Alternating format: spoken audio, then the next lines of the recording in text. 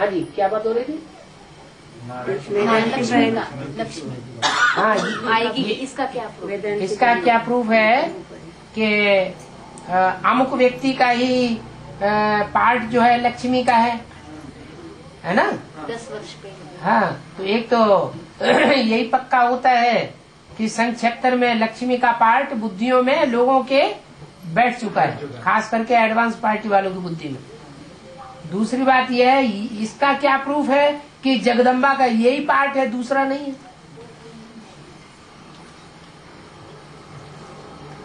अगर ये बात साबित हो जाती है तो छोटी मम्मी की भी बात साबित हो जाएगी।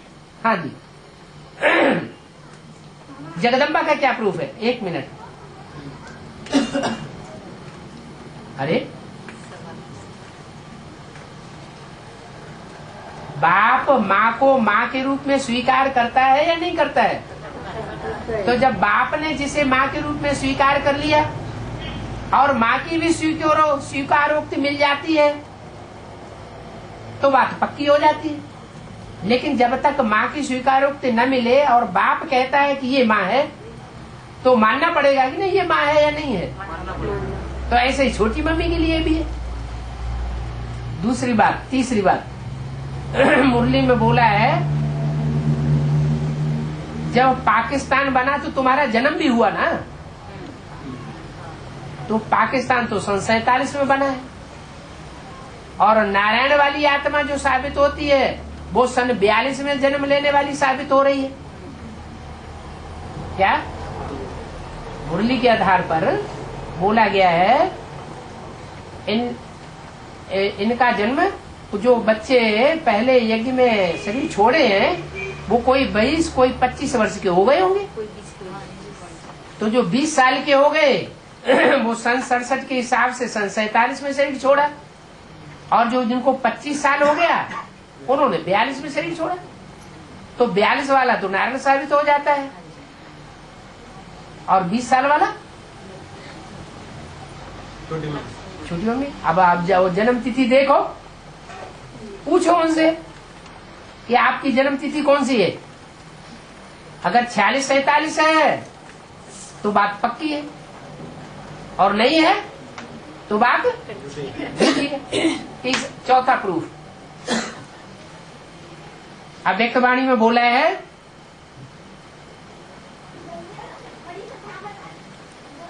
अहमदाबाद को सब सेंटर्स का बीज रूप कहेंगे। क्या कहेंगे? जो सारी दुनिया के 500 करोड़ पत्ते हैं, 500 करोड़ पत्तों का झाड़ है, उसका बीज कौन है? 500 करोड़ के पत्ते जो है उनमें पहला पत्ता तो कृष्ण है, उसको जन्म देने वाले बीज कौन है? एक है कि 2 है? नहीं, एक से कहीं पैदाइश होती है? माँ बाप 2 है ना, तो वो कौन है? अरे गीता माता जन्म देगी? नहीं है? गीता माता को तो पार्टी लक्ष्मी का नहीं है तो जन्म कैसे देगी? जगदम्बा जन्म देगी? कोई माता है ना जो लक्ष्मी का पार्ट बजाती है नारायण के साथ।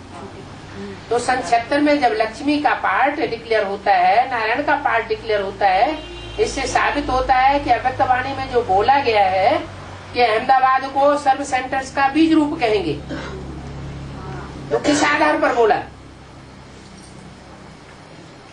जरूर अहमदाबाद का जो पहला सेंटर पालकी सेवा केंद्र है उसमें से वो बीज रूप आत्माएं ज्ञान लेकर के प्रत्यक्ष हुई होंगी।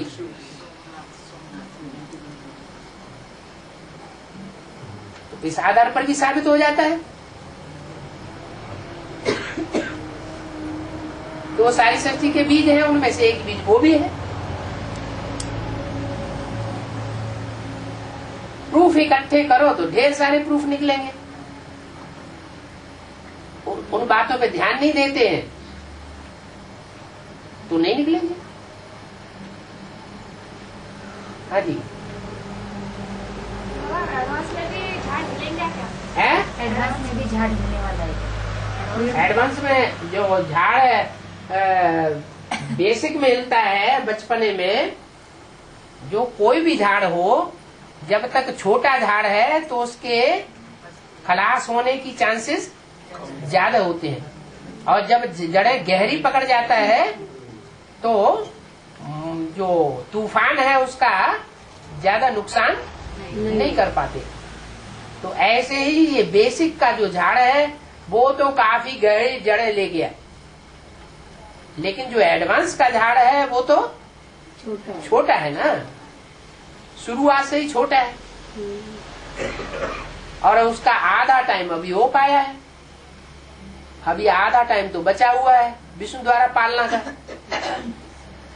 उसमें जनसंख्या ही ज्यादा से ज्यादा कितनी होगी?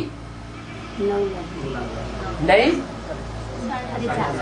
प्रैक्टिकल में 4.5 लाख होंगे ना, तो 4.5 लाख उसकी जनसंख्या है, और जो जड़ों वाली हिस्सा है उसकी जनसंख्या कितनी है?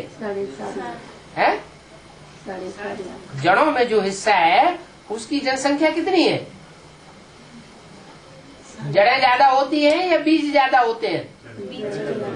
जड़ें ज्यादा, बीज कम। हाँ, बीज एक होता है और जड़ें अनेक हो जाती है। अब ये क्योंकि वैरायटी झाड़ है तो इसकी बीज भी ज्यादा है, लेकिन इतने ज्यादा नहीं है जितनी जड़ें होती हैं। तो अब जो जड़ें हैं वो त्रेता के अंत तक कितनी हो जाएंगी? 10 करोड़।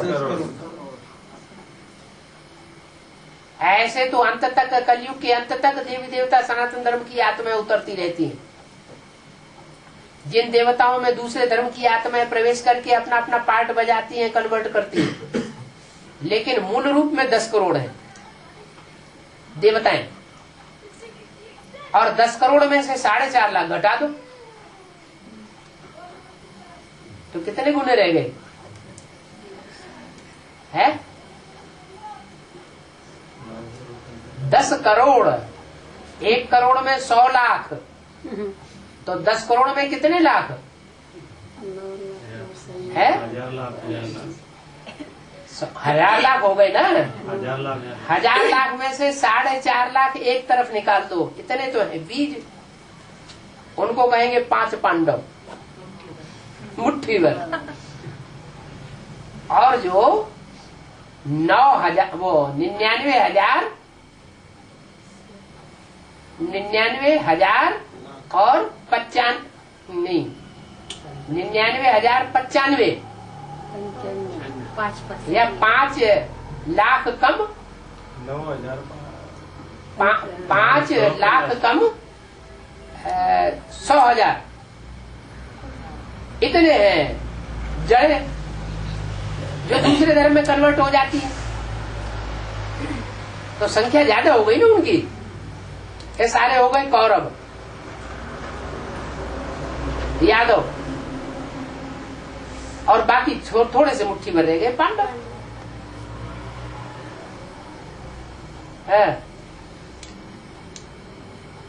रुद्रमाला के साथ राजा वाले भी है, तो विजयमाला की जो है वो दासी बनेंगे क्या?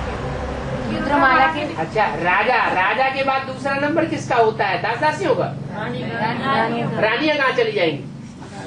तो एडवांस में दासी बनेंगे क्या बाबा? इससे साबित होता है कि जो दाढ़ी मूछ वाले हैं उनको इतना अहंकार रहता है, हम ही हम हैं और दुनिया में कोई नहीं है। रानियां कहाँ चली जाएंगी? और रानियों को बगैर राजा कुछ कर भी नहीं सकते क्या? इसलिए मुरली में बोला है कि हिस्ट्री में ये प्रसिद्ध है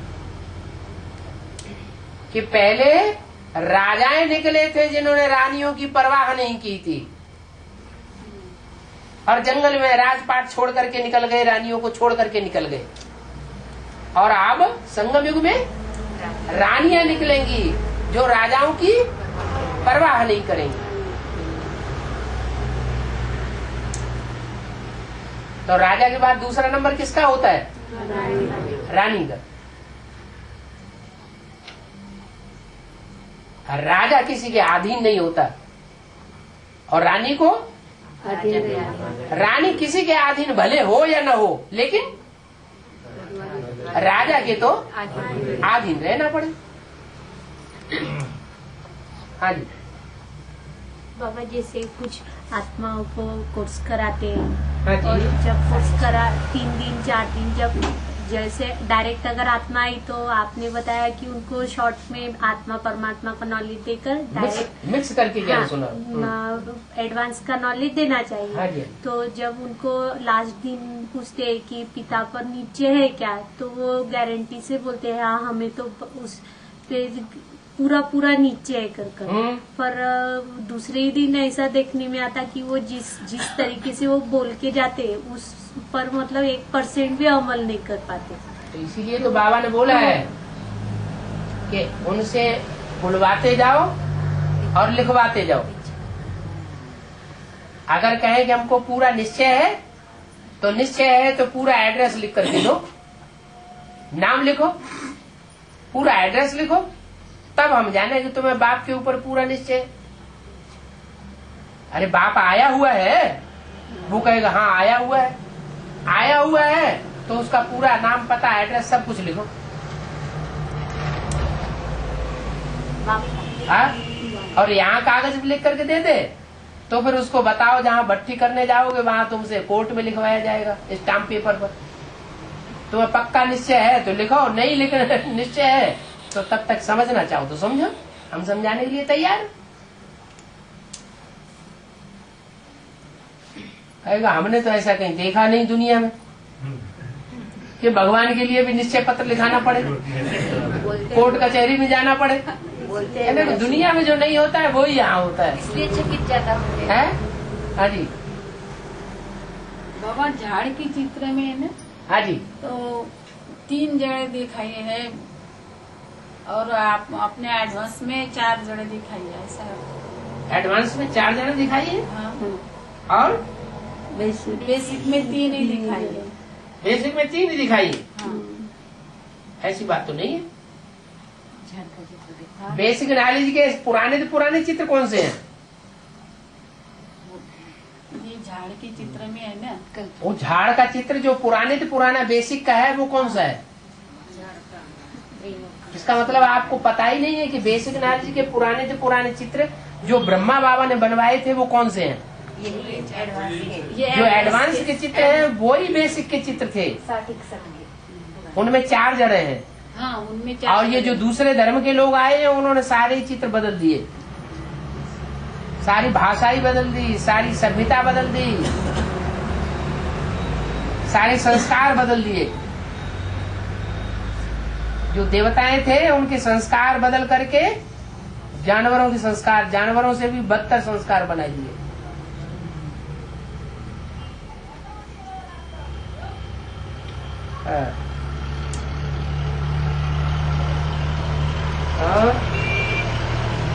बाबा, जब हम याद में बैठते हैं तो अच्छे संकल्प चलते हैं, ऐसा किसी को दुख नहीं देने का। फिर हम जब एक्ट में आते तो हमसे ऐसा क्यों होता है, वो बात नहीं बन पाती है? ऐसे हो ही जाता है कि हम वो सहन नहीं कर पाते वो बात को।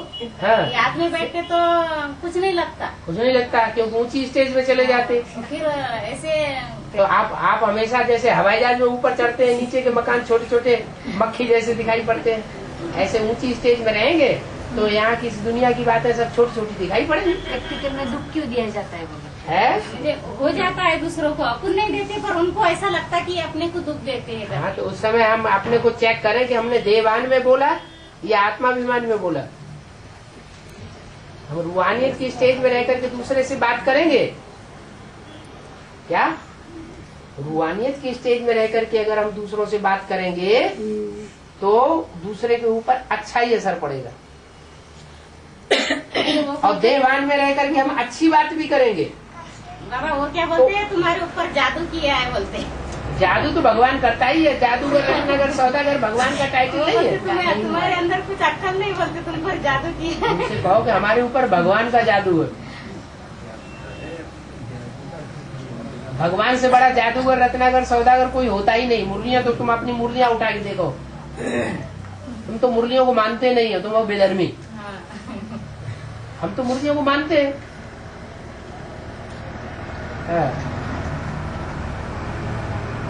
और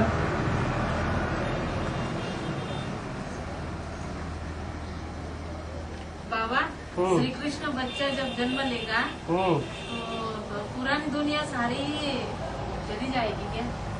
पुरानी दुनिया? हाँ, तो एक ही दुनिया खत्म हो जाएगी क्या?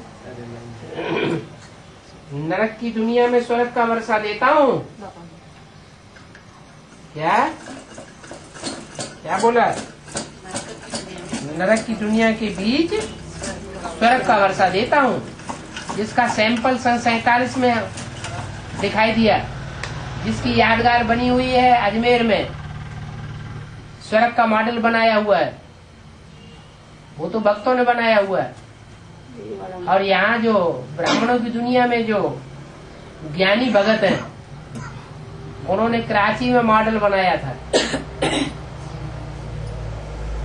उस मॉडल में क्या था? चैतन्य मॉडल में एक बाप का संग था, दुनिया वालों का कोई संग का रंग नहीं लगता था। तो खुशनुमा रहेंगे या दुखी होंगे? खुशनुमा थे। और दुनिया की हालत उस समय क्या थी? हिंदुस्तान पाकिस्तान में खून की नदियां बह रही थी, और वो उस बंगले में आराम से रहे पड़े थे। तो नरक की दुनिया के बीच स्वर्ग का सैंपल हुआ या नहीं हुआ? ऐसे ही अभी अंत में भी ऐसे ही होगा।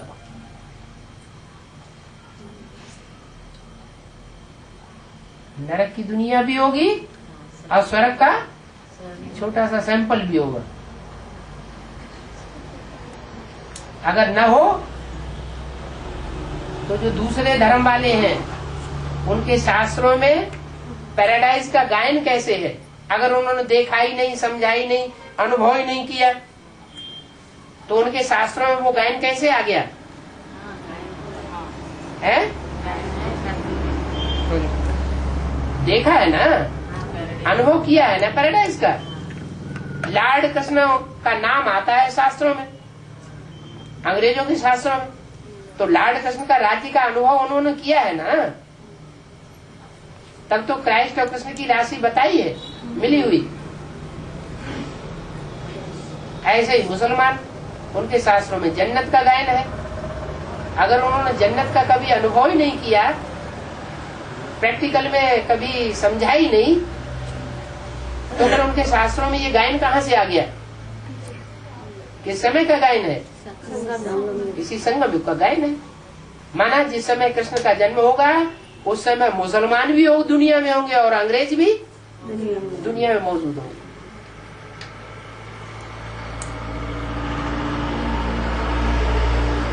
और तो बताओ कि कृष्ण का जन्म होगा तब ये पुरानी दुनिया रहेगी या नहीं रहेगी? इस हिसाब से तो रहेगी। उस हिसाब से तो रहेगी, और किस हिसाब से नहीं रहेगी? शिव बाबा का हिसाब है मुरलियों में बताया हुआ, उसके अनुसार तो रहेगी। हाँ जी।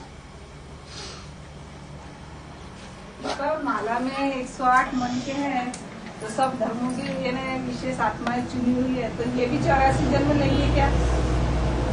जो बीज है, जो भी दुनिया के बीज होते हैं, वो बीज कभी खलास हो जाते हैं क्या? जड़ें सड़ जाती हैं, है ना?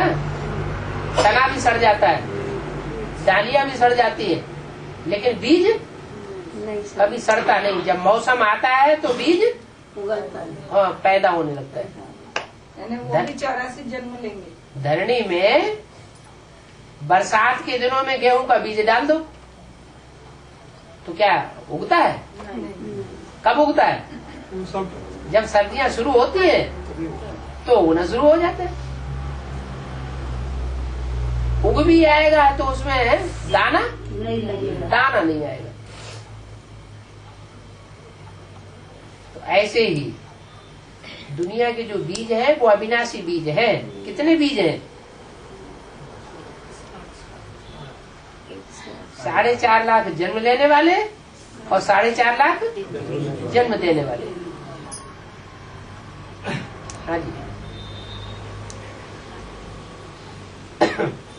बाबा इस समय तो हमको ध्यान है, पुरुषार्थ भी करते हैं, शिव बाबा भी साथ है, फिर भी लौकिक लोगों से दुख की महसूसता क्यों आती है? दुनिया में दुखदाइयों की संख्या ज्यादा है या ज्ञानियों की संख्या ज्यादा है? थोड़ी भी याद है कि दुख हो लगता है। नहीं, जो आपने प्रश्न किया उसका समाधान तो पहले कर लो। दुनिया में संख्या किसकी ज्यादा है? दुख देने वालों की संख्या ज्यादा है या ज्ञान लेने वालों की संख्या ज्यादा है? दुख देने वालों की संख्या ज्यादा है। जो ज्ञान लेते ही नहीं तो उनकी संख्या ज्यादा है, तो वाइब्रेशन किसका बनेगा? दुख देने वालों का वाइब्रेशन बनेगा ना। तो ऐसी दुनिया बनाओ जहाँ ज्ञानी ही ज्ञानी हो, कोई भी अज्ञानी न हो। अभी आपसे कह दिया जाए घर बार छोड़ के माउंट आबू इकट्ठे हो जाएंगे तो हो जाओगे? हैं? हो जाओगे कि आनाकानी करोगे? होना पड़ेगा उन्हें मजबूरी से। ये तो इस दुनिया में तो दुख ही मिलता है ना, अभी भी दुख हो रहा है ना। तो बाबा तो कहते हैं कि तुम्हारी ज्ञानियों की दुनिया तैयार हो गई है, तुम काहे के लिए अज्ञानियों के बीच में रह रहे हो? अज्ञानियों की दुनिया के बीच के वाइब्रेशन में क्यों रहे पड़े हो? ये तो छोड़ छाड़ के माउंट आबू में जाना पड़ेगा। मना अभी समेटना शुरू नहीं किया है, अभी और बढ़ाते चले जा रहे हैं। नहीं, अभी बढ़ाना नहीं है। अच्छा अभी तो ये छोटा ही है। ठीक। और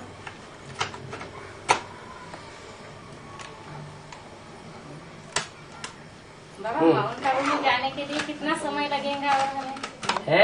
माउंट आबू में जाने के लिए कितना समय लगेगा? माउंट आबू में जाने के लिए कितना समय लगेगा? हमारी स्थिति अगर अभी आपको एड्रेस दे दे, मकान का एड्रेस दे दे तो आप जाएंगे कि नहीं? वैसा नहीं, आप जाएंगे कि नहीं? अवस्था कब तक बनेगी? सॉरी सॉरी हमने वैसे हमारी स्थिति कब तक बन जाएंगी? कैसी? टचिंग हो जाएंगी मधुबन जाने की। हाँ, इसलिए बोल दिया है। हाँ। मधुबन वालों को मधुबन छोड़ना पड़ेगा। क्या ज्ञान सरोवर वालों को ज्ञान सरोवर छोड़ना पड़ेगा। और जो एडवांस में गीता पाठशालाएं हैं, और गीता पाठशाला में जो जाने वाले हैं उनको गीता पाठशालाएं छोड़नी पड़ेंगी। कहाँ से छोड़ करके कहाँ जाना पड़ेगा? माउंट आबू जाना पड़ेगा। दुनिया वाले इस दुनिया में रहने नहीं देंगे। इतनी छूत उतैया करेंगे तुम्हारे मुंह के ऊपर। सारा निश्चय बुद्धि का नशा उड़ जाएगा। नहीं बाबा, नीचे बुद्धि का तो नशा नहीं नहीं उड़ा। अभी की बात थोड़ी है। फाइनल परीक्षा हो जब माया पूरे जोश और जोश खरोश से आक्रमण करेगी तब शरीर पे इफेक्ट जरूर देगा। बाबा उस समय ये कोई ट्रेन होगी बोलते? और क्या? ये कोई ट्रेन होगी, उसी ट्रेन से जाएंगे। लास्ट में एक ठीक है। और है मकान बेच सकते हैं। हाँ। लेकिन ले नहीं सकते हैं, ऐसे फोन पर बताया था। हाँ जी। तो अभी अगर मकान बेचेंगे तो रहने के लिए तो जगह चाहिए ना। है? अगर बेच देंगे तो कहाँ रहेंगे? आज तो मकान ले लेंगे। नहीं, अभी तो लेना आज तो मकान बना लेंगे। हाँ। क्योंकि प्रॉपर्टी वाला बनना है ना। और कल विनाश होगा ताबड़तोड़, जैसा हिंदुस्तान पाकिस्तान में झगड़ा हुआ था, मारकाट मची थी, तो घर घर छोड़ करके भाग जाना पड़ा।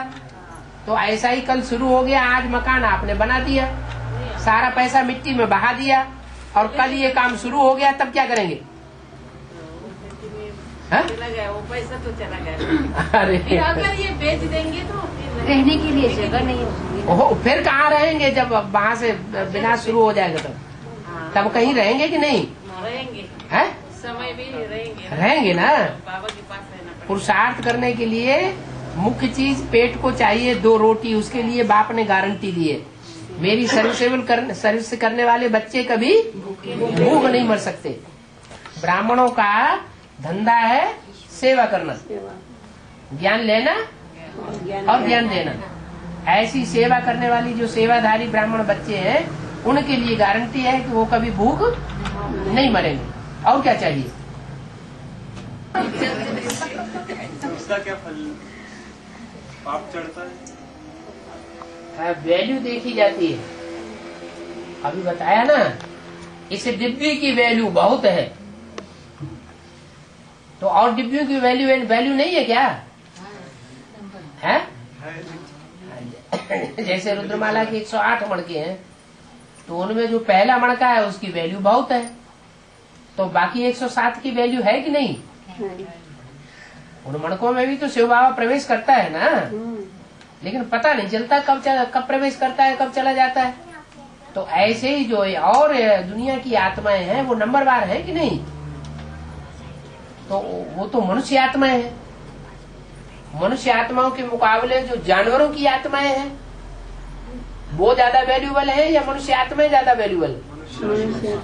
मनुष्य आत्मा का 500 करोड़वां मनुष्य और जानवरों की आत्मा का पहला जानवर। ज्यादा वैल्यू किसको देंगे?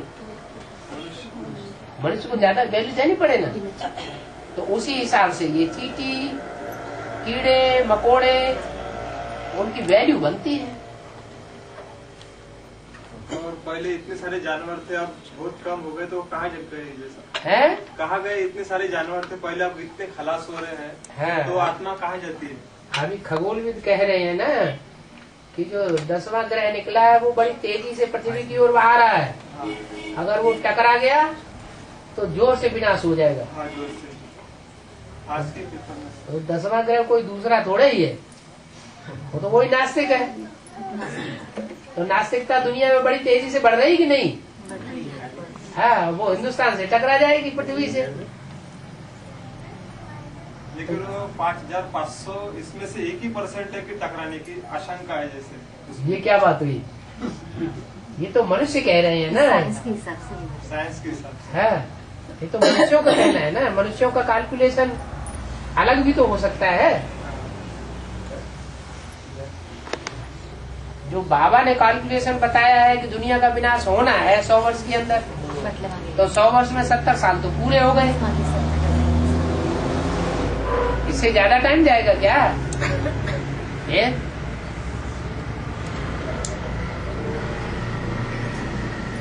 अभी हिंदुस्तान में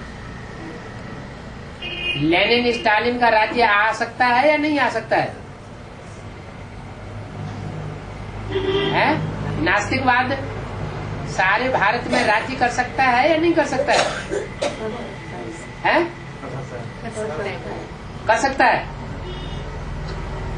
तो जब नास्तिकवाद राज्य करेगा और दुनिया का सबसे आस्तिक देश है तो क्या हाल होगा? ऐसे भी अभी जो अर्धनास्तिक हैं उनका राज्य तो चल ही रहा है।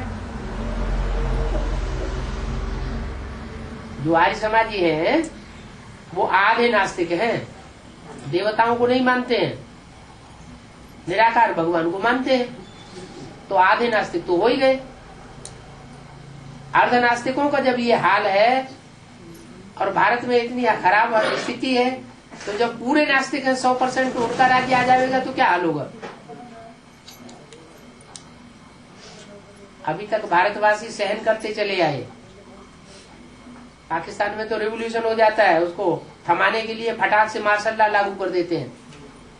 इंडिया में इतने साल हो गए प्रजातंत्र राज्य चलते चलते, मार्शल लॉ कितनी बार हुआ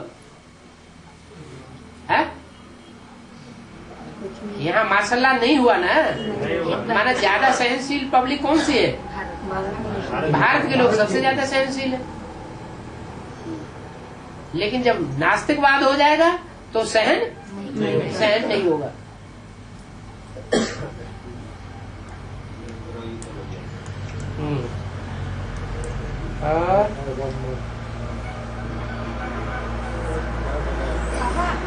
कैसेट सुनते हैं ना, कुछ बातें ऐसे रहती है कि वो बुद्धि में नहीं बैठती, कठिन लगती है। कैसेट सुनते हैं, कुछ बातें बुद्धि में बैठती नहीं है, कठिन लगती है। भट्टी सहज लगी या कठिन लगी? कंपिल में जो भट्टी की वो सहज लगी या कठिन लगी? हैं? वो तो बातें बुद्धि में बैठी बाबा, सहज भी लगी, लेकिन ऐसे सहज भी लगी का मतलब कठिन भी लगी है। तो जो कठिन लगी है उसको भट्टी को फिर दोबारा करो। जो भट्टी में जो 7 दिन का कोर्स सुनाया गया है वो पक्का मजबूत होगा, फाउंडेशन पक्का होगा, तो ऊपर की बिल्डिंग आसानी से चढ़ाई जा सकती है, कई मंजिल का मकान भी बन सकता है। लेकिन अगर फाउंडेशन कच्चा है तो बातें कठिन लगेंगी, फिर भाषा का भी प्रॉब्लम हो सकता है। और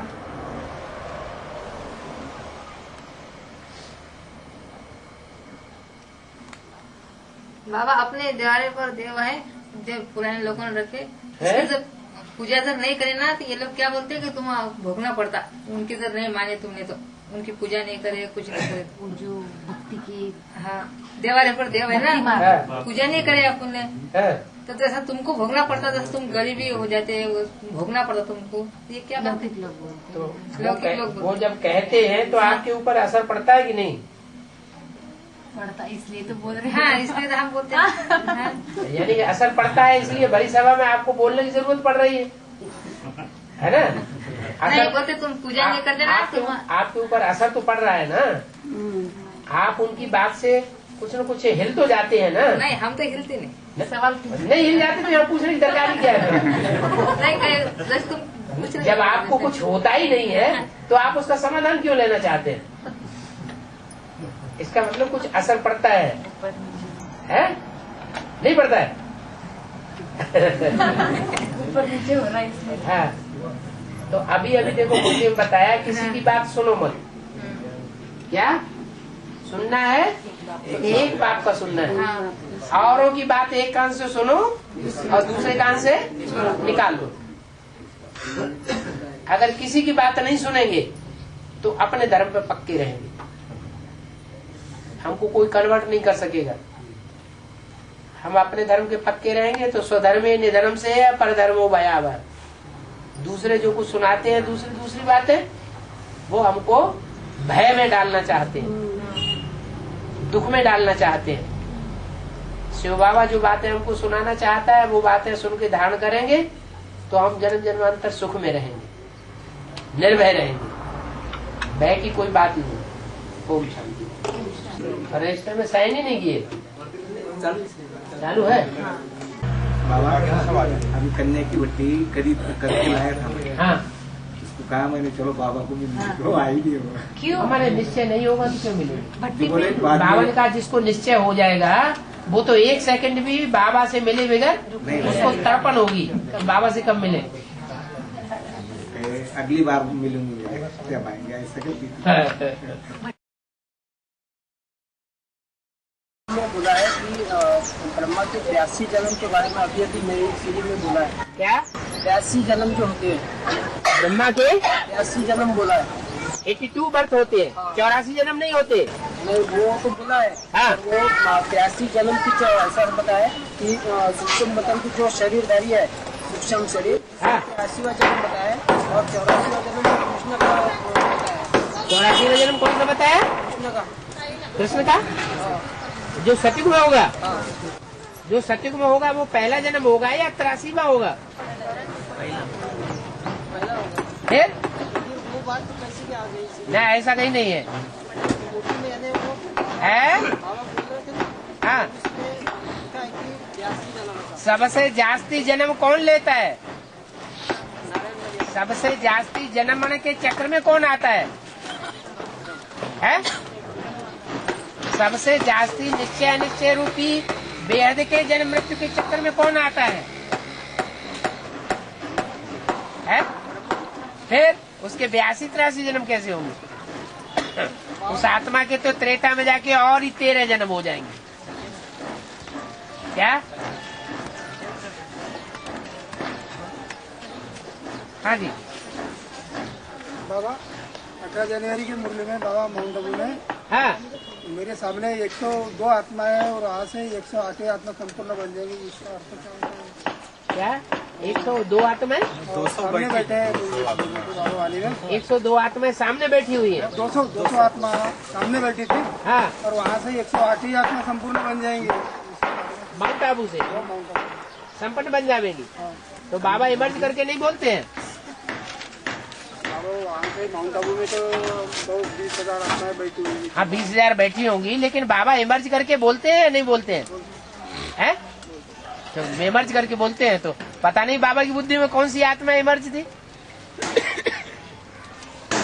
हो सकता है वो आत्माएं इमर्ज हो जिनमें वहाँ बैठी हुई 200 आत्माएं प्रवेश करने वाली हो। क्या समझा? जैसे ब्रह्मा की सोल एडवांस पार्टी में प्रवेश करती है, तो प्रवेश करने वाली आत्मा हुई ना, और जिसमें प्रवेश करती है वो भी इमर्ज करके याद किया, तो दोनों हो गए ना। है एडवांस माना जो आंखों से दिखाई पड़े, आंखों से शरीरधारी दिखाई पड़ेंगे या सूक्ष्म शरीरधारी दिखाई पड़ेंगे? शरीरधारी दिखाई पड़ेंगे। जो सूक्ष्म शरीरधारी है उनका तो गायन ही नहीं होगा। और बाबा VCD नंबर 283 में बोला है कि रावण के 10 सिर माना माया, 5 विकार और पुरुष मुख बीज, ये 5 सिर और 5 मुख स्त्री के 5 तत्व माना आधार। तो ये एडवांस के 5 बीज और बेसिक के आधारभूत 5 त्रिमुख के ही जोड़ी या रावण के 10 सिर है क्या बाबा? ये रावण के 10 सिर जो है हाँ जी, वो प्रकृति के 5 तत्व, पृथ्वी जल वायु अग्नि आकाश, और रावण के 5 विकार, काम क्रोध लोभ मोह अहंकार, ये 10 मिलकर के रावण के सिर बनते हैं 10। और इनका बाप होता है, इन 10 का बाप कौन है? दे अभिमान गधा। तो इसमें संशय क्या आ रहा है? ये व्यक्तित्व की बात बोले ना बाबा। हाँ, कोई व्यक्ति है। रावण ने देवात्माओं को अपनी चारपाई से बांध करके रखा था। वायु देवता, अग्नि देवता, इनको अपने कंट्रोल में करके रखा था। आज साइंस भी हवा को, पानी को, अग्नि को अपने कंट्रोल में करके बैठी हुई है। योगी जो होंगे, जब संपन्न योगी बनेंगे तो प्रकृति के 5 तत्व उनके कंट्रोल में आ जाएंगे। प्रकृति दासी बन जाएगी, लेकिन प्रकृति पहले दासी बनेगी या माया दासी बनेगी? पहले कौन दासी बनेगा? माया पहले सरेंडर होगी।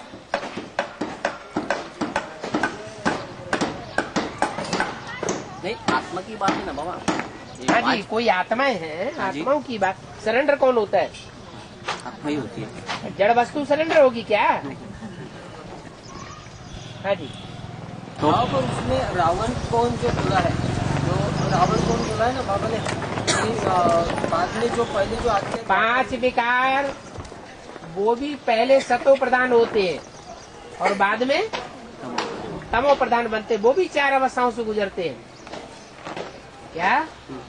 एक कामी ऐसे होते हैं कि काम वासना की पूर्ति नहीं हुई तो भी प्यार करते रहते हैं, और एक कामी ऐसे होते हैं तमो प्रधान कि काम वासना की पूर्ति नहीं हुई और उन्होंने चाकू चला दिया, जान से ही मार दिया।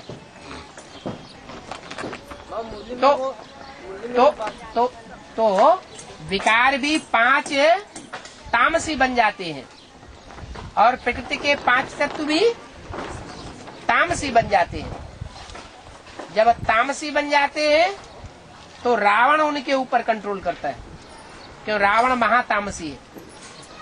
और जब ये सात्विक बनते हैं तो राम इनके ऊपर काबिज हो जाता है। हाँ जी। हाँ, वो जो द्वापर युग से जो आत्मा प्रवेश करती है इब्राहिम के इसमें जो प्रवेश करती है इब्राहिम को, वो तो बाबा ने बोला है कि वो सतो प्रधान रहती है। तो उस टाइम पे उसको रावण नहीं बोला जाता, और उसको रावण नहीं बोलेंगे। और जो आधार रावण जो होता है वो द्वापर युग से आता तो है लेकिन जिसमें प्रवेश करता है उसमें रावणियत का बीज भरा हुआ होता है। ऊपर से आने वाली आत्मा सात्विक है। हाँ जी। दूसरी जो वो आत्मा जो आती है, बाबा ने बोला है कि आधार मुख से भी जाति जास्ता जो है वो बीज रूप है ना। हाँ जी, जो उसका बाप है। हाँ, तो वो बीज रूप का बाप वो जो रहता है वो फिर वो अष्टाध्याय में आता है कि अलग में होता है। जो बीज का बाप होगा, जो बीज का बाप होगा तो वो तो दादा हो गया ना, वो तो सारी दुनिया का बाप है। उसके बारे में बोला आधार मूर्त का बाप, और फिर उस बाप का भी बाप डाडे हुआ ना। वो डाडे का काम तो है वर्षा देना, लेकिन वर्षा भी कब देता है? नहीं, संगम युग में तो बाप अपने रूहानी बच्चों को आकर के वर्षा देते हैं 21 जन्म का। जो द्वापर से आने वाली आत्माएं हैं वो वर्षा कब पाती है? जब उनकी तादाद लाखों की हो जाती है। धर्म की स्थापना बढ़ते बढ़ते लाखों की तादाद में जब हो जाते हैं तो राम वाली आत्मा और उसका वो बीज रूप आत्मा बच्चा वो मिल करके उनको जाकर के कई जन्मों के बाद फिर राजाई देते हैं। तो बाबा हर धर्म के अलग अलग यानी बहुत सारे बीज रहते हैं क्या उस टाइम पर? हाँ जी, उस टाइम पर क्यों रहते हैं? नहीं, जिस टाइम पे बाबा जब 4.5 लाख जब चुनता है उस टाइम पे बाबा यानी हर धर्म से एक ही आत्मा नहीं यानी बहुत से उस धर्म से कनेक्टेड बीज हर धर्म की बीज रूप आत्माओं को चुनता है। बीज ही तो श्रेष्ठ है। बीज ही बाप के बच्चे हैं जो बाप से वर्षा पाते हैं। बाप भी बीज तो बच्चे भी बीज। हाँ जी। तो बाबा कहने का मतलब है कि माया जो 5 बीज है, 5 विकारों का बीज। हाँ जी। और प्रकृति जो है माता, उसको कहेंगे ना। हाँ जी। तो ऐसी कोई माता होंगी जो मतलब एडवांस में भी है या आधार में है कि जिनका ये मिला करके हाँ जी। कृति माने रचना, प्रमाना प्रकष्ट रूपेण जिसकी रचना की गई हो। इतनी एड़ी चोटी की पावर और कोई आत्मा में नहीं लगाई गई। जितनी एड़ी से लेकर चोटी की सारी पावर उस आत्मा को पावरफुल बनाने में लगाई गई। इसकी पावर परमात्मा बाप ने उस आत्मा में जितनी पावर भरी है उतना और कोई में पावर नहीं भरी है। जितना उसके साथ मिलन मेला मनाया है उतना और किसी के साथ मिलन मेला नहीं मनाया है। इसलिए यादगार बनी हुई है। सबसे बड़ा मेला किसका लगता है? जगदम्बा का। बाबा जो आम दुनिया में 12 ज्योतिर्लिंग है, आम दुनिया में 12 ज्योतिर्लिंग है। हाँ जी। यहाँ भी होने चाहिए ना। क्यों नहीं होंगे? लेकिन ज्योतिर्लिंग होंगे, शिवलिंग है या कोई व्यक्ति के लिंग है? ये बहुत गलती कर बैठते हैं। समझते हैं कि वो कोई व्यक्ति के लिंग है। व्यक्ति के लिंग है समझ करके और दूसरों को समझा करके उल्टा उल्टा ज्ञान बुद्धि में बैठाए देते हैं कि जब विश्व का महाराजा और महारानी होगी तो बिहार का महाराजा, उड़ीसा का महाराजा और उड़ीसा की महारानी भी होगी। चलो हम तुमको राजयोग सिखाएं। शिवलिंग कहा जाता है, ज्योतिर्लिंगम कहा जाता है, लेकिन वो ज्योतिर्लिंगम एक शिव की यादगार है। माने एक शिव का जो स्वरूप है, प्रैक्टिकल रूप, वो उनमें प्रवेश करके पार्ट बजाता है। नहीं समझ में आया? उनका अपना कोई व्यक्तित्व, व्यक्तिगत पार्ट नहीं है। हाँ जी। हर धर्म की माला अलग अलग क्यों नहीं होगी? हर धर्म में माला नहीं घुमाई जाती। हर धर्म वाले माला घुमाते हैं, तो हर धर्म वाले अपना अपना संगठन तैयार करते होंगे ना, उसकी यादगार है माला।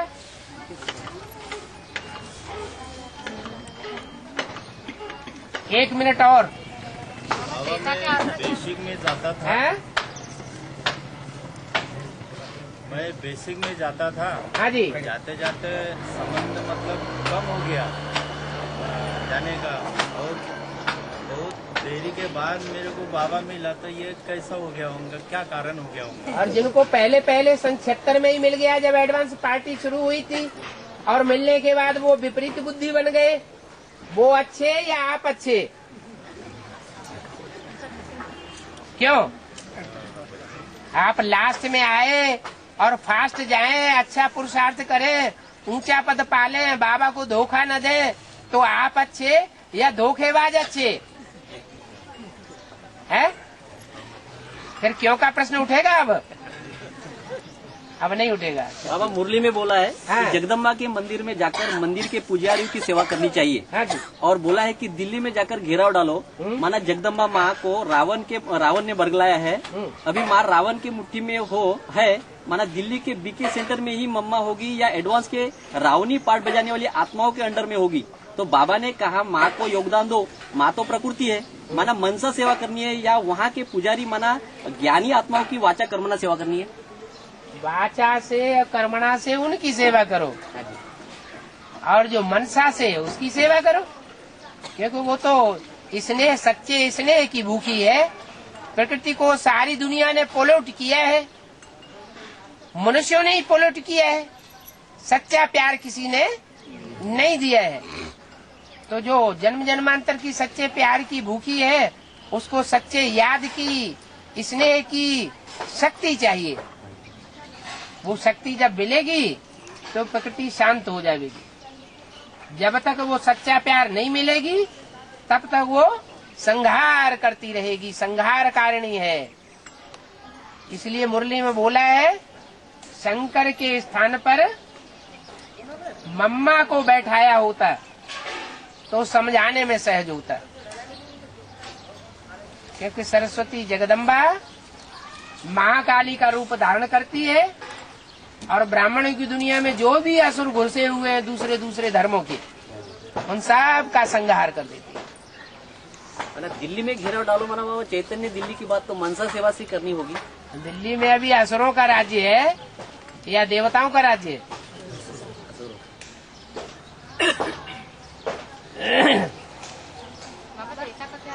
है? त्रेता का अर्थ क्या है?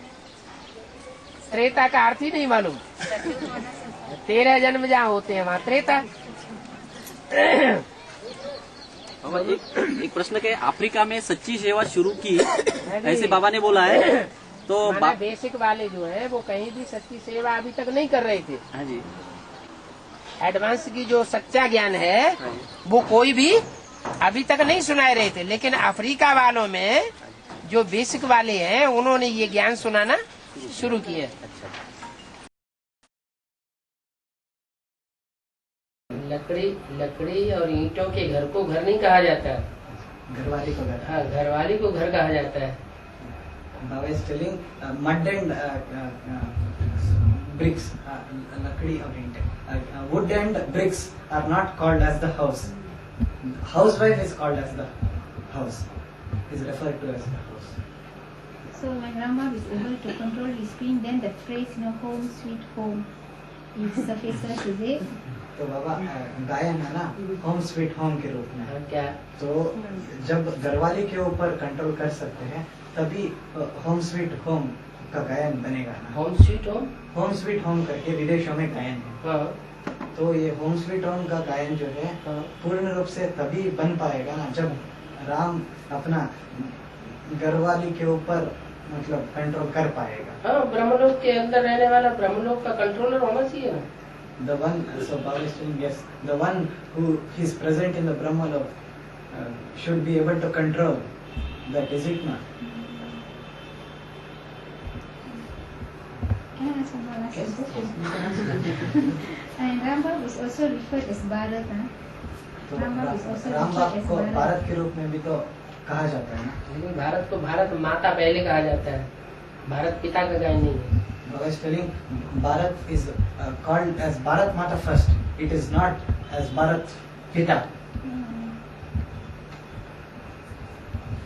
So Bharat Mata is referred to Jagadamba Ma. Bharat Mata, only Jagadamba Ma is not called Bharat Mata. She is World Mother. World Mother and Miss India both अलग अलग। Miss India and miss world दोनों title अलग अलग। Bharat, that is World Mother and Miss India, both are different entities. So when Baba says Bharat Mata, he is referring to Bharat माता के रूप में जब भारत माता है मिस इंडिया, भारत माता is Miss India. विजयमाला ये head, the head of Vijayamala. वो भारत माता। So when she comes, then Baba gets the title of Bharat Pita, is it? तो वो जब आएंगे तभी भारत पिता के रूप में टाइटल मिलेगा। हाँ जी, ये है जगदम्बा किसी कंट्रोल में नहीं रहती और सारी विश्व को कंट्रोल करना चाहती है। Baba says the Jagadamba will not, so she will not remain under the control of anybody.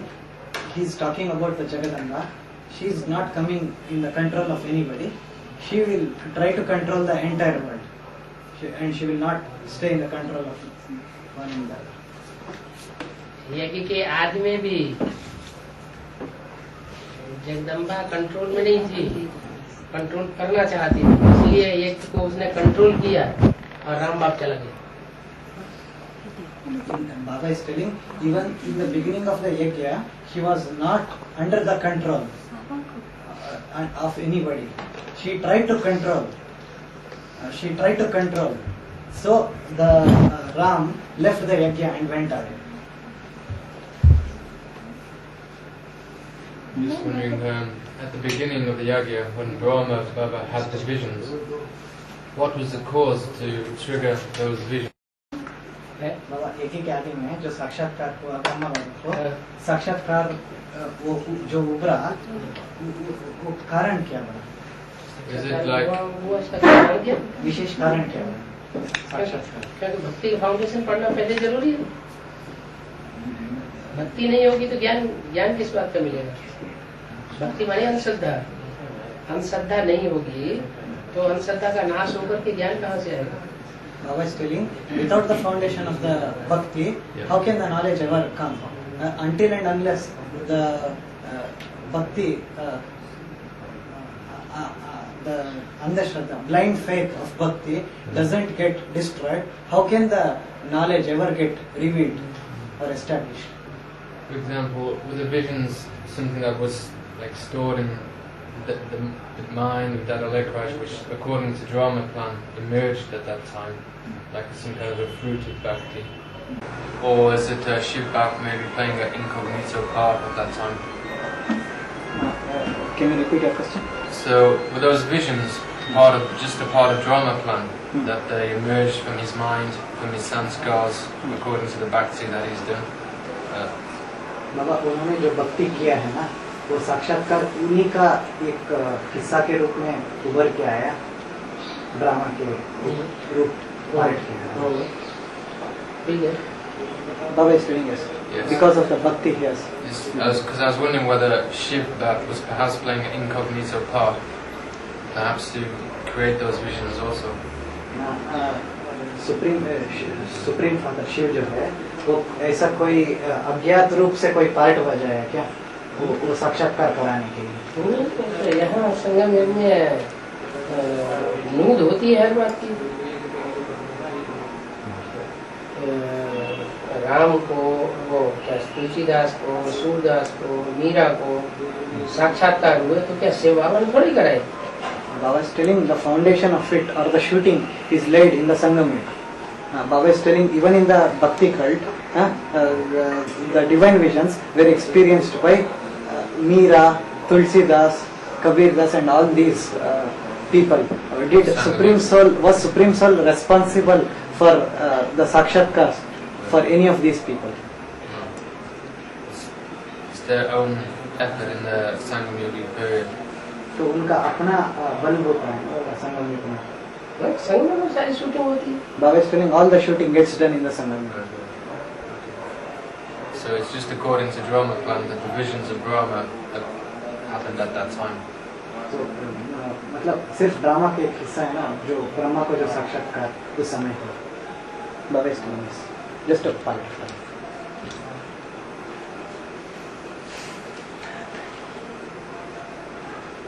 Yeah. Yes.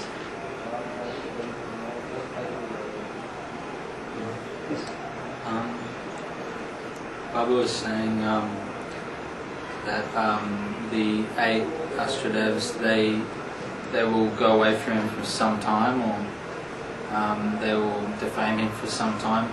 How does he mean? Like, how does he mean defame? हाँ, जो अष्टदेव छोड़ के चले जाते कुछ समय के लिए या थोड़े टाइम के लिए, वो भी ग्लानि करते हैं, तो किस तरह से? नहीं, छोड़ के चले जाते हैं ग्लानि करते इसलिए नहीं, वर्तमान पीरियड में उनके मुख से कुछ ऐसी बातें निकल जाती हैं आखिरी जन्म के संग के रंग के प्रभाव के आधार पर, जो ग्लानि के आधार पर उनको सदगुरु निंदक ठौर न पावे की शूटिंग करनी पड़ती है। पार्ट हो जाता है। हाँ जी।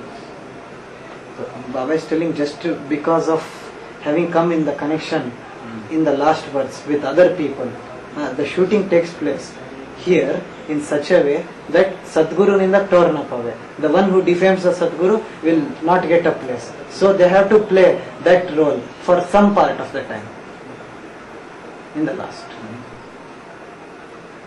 It is not that they will be defaming the Father.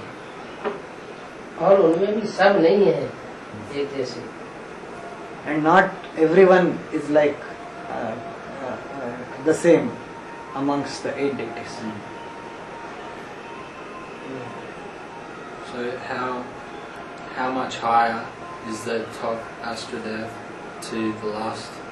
तो what is अंतर कितना रहेगा जो पहला अष्टदेव है और जो लास्ट वाला है, उनमें अंतर स्लाइट फिनिशिंग का अंतर होगा। Baba is telling very slight difference in the finishing between them.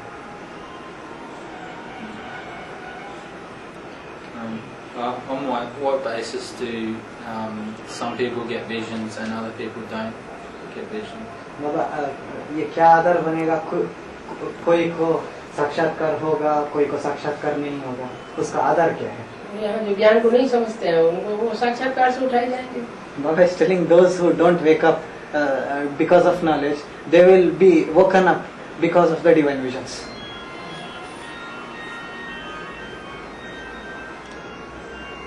जैसे ब्रह्मा होगा, like Brahma Baba says. वो एडवांस नॉलेज नहीं उठा सके। He could not grasp the advanced knowledge. Baba said Miss India is referred as Bharat, but then even it is said in the cassette that Bharat becomes Dukhi and Kangal.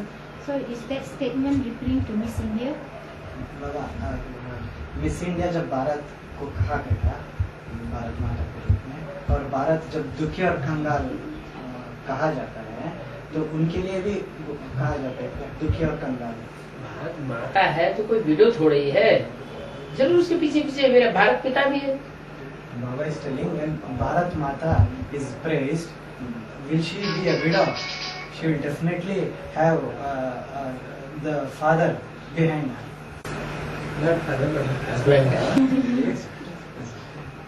is it said in the cassette? Why is it? Husband होगा तभी पिता होगा।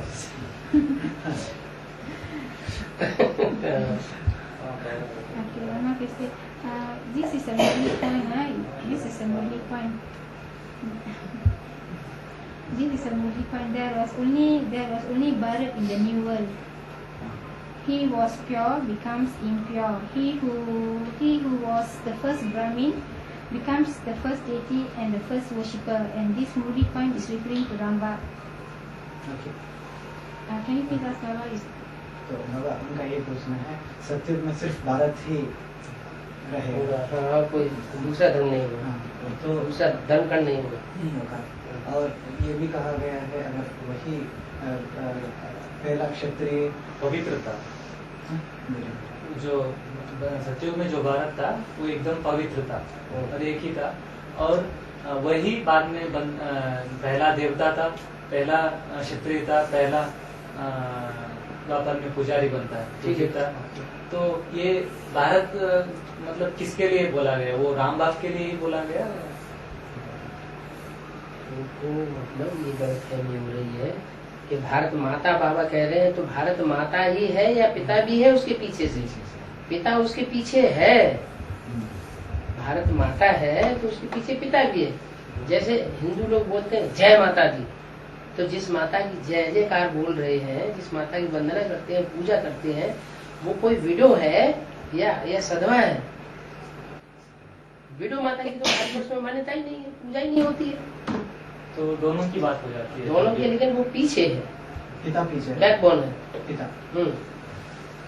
Baba says that it is for both the Bharat Mata and Bharat Pita. Both father and mother are together. It is not, you cannot separate them. So when you are taking in terms of mother, father is always behind mother. So you are not, when he is referring to one thing, so it is always father and mother will be together. But one is in the front and one is in behind. But then it is said he. जब वो कह रहा था, वो से पुजारी बनता, वो भारत पिता के लिए कहा जाता है। Yes, it is when it is said he, it is for father. Bharat. But I want to know how he becomes the first worshipper when Raja Vikramaditya, he will become the first worshipper in Copper Age. How does Ramba become the first worshipper? और द्वापर युग में जो विक्रमादित्य होता है वो पहला पुजारी बनता है। तो राम बाप कैसे पहला पुजारी बनता है? क्यों? वो उसको सिखाई पढ़ाता है पूजा करना। So Ram Bap will teach him to worship. So he becomes the first one. This is explained in the course. Of course. Certainly he becomes the worshipper. No, see, Vikramaditya is the king. Yeah. Who will educate that Vikramaditya to do worship like this? It is the Ram Bap who will be showing him the way, how to do the worship. So by doing it practically, he becomes the first. By showing it practically, how to do the worship. First worshipper. He becomes the first worshipper. By then, why is it said Raja Vikramaditya becomes the first worshipper? Why not it is not said Ramba becomes the first worshipper? फिर इनका ये पूछना है, राजा विक्रमादित्य को पहला भगत के रूप में क्यों दिखाते हैं, ना कि राम? प्रैक्टिकल वही करता है। Because he does it practically. Oh, practically. He does it practically, so he is shown as the first worshipper. वो theory सिखाता है। He shows it the theoretical way, and he does it the practical way. So when Rambap is shown as the first worshipper, just because he showed it theoretically, he was said as the first worshipper. And when it was about the practical way, when Vikramaditya is called as the first worshipper, it was just because he did it the practical way. It was. एक murder करता है और एक murder कराता है। वास्तव में क्या है? The one who teaches and the one who does practically, is it? So Baba posed a question to you. One practically goes and executes the murder, and one teaches him how to do it. So to whom do you call the murderer? Baba is asking. क्या कौन है? So who is the killer? Baba is asking. नहीं है। Jessica दोनों नहीं, कराता है उसका ज्यादा दोष है, लेकिन उसका प्रूफ नहीं पकड़ा जाता, बड़ा बंदा किसी की पकड़ में नहीं आता, इसलिए तो वो बेचारा पकड़ा जाता है। भगत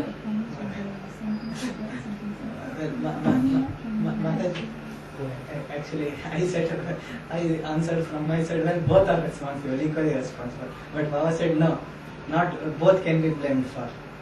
Baba said the one who teaches how to do, or one who gets it done, he is the real one. But the thing is that he never gets caught because there is no proof of him. And Baba said the biggest monkey will never get caught. And poor fellow, he will be blamed for it. It's just like when the judge he sentences a convict, he gave a death sentence to the convict, but he is not performing that duty, but there's another person. It's something like that. There was a reader about something like that. वही पहेली जैसे दिखाते हैं ना, न्यायाधीश तो जो चोर पकड़ा गया हत्यारा उसको मृत्युदंड सुनाते हैं, लेकिन वो तो असल रूप में था नहीं मुजरिम। मुजरिम तो कोई पर्दे के पीछे किसी ने कराया, लेकिन वो पकड़ा नहीं गया और ये पकड़ा गया, ऐसा ही है ना। Baba is telling us it is quite the same. पहला शूद्र भी हो गया, पहला भगत भी हो गया, पहला देवता भी हो गया, पहला ब्राह्मण भी हो गया। So he became the first Shudra, he became the first worshipper, he became the first Kshatriya, he became the first deity also. He is the father of the whole universe.